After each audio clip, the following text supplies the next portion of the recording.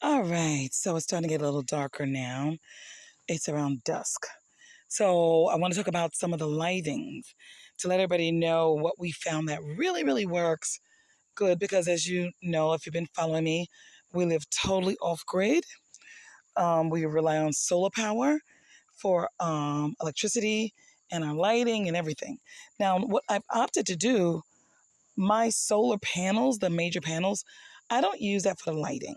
I use that part for my refrigeration because that's very important to me. I have 4 refrigerators. I have herbs that I need to, to stay cool because it's really hot here in Belize. I don't need them to mold or anything like that. Um, I buy chicken and things like that for the dogs.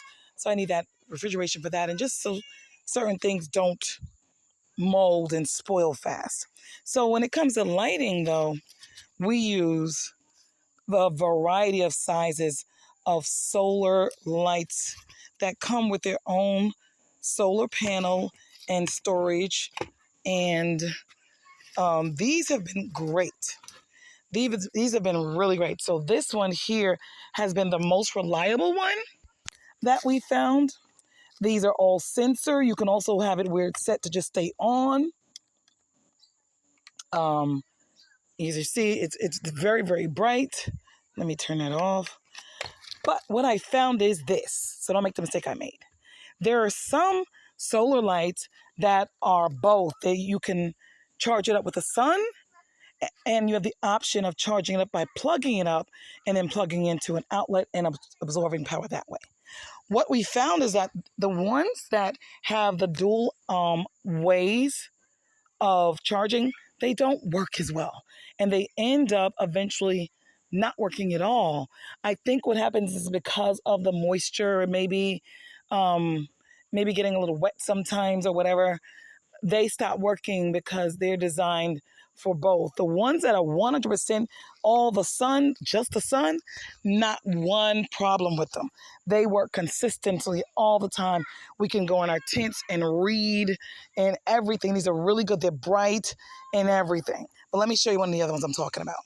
So now we have this kind over here. They're in plastic bags right now because it's been raining a lot.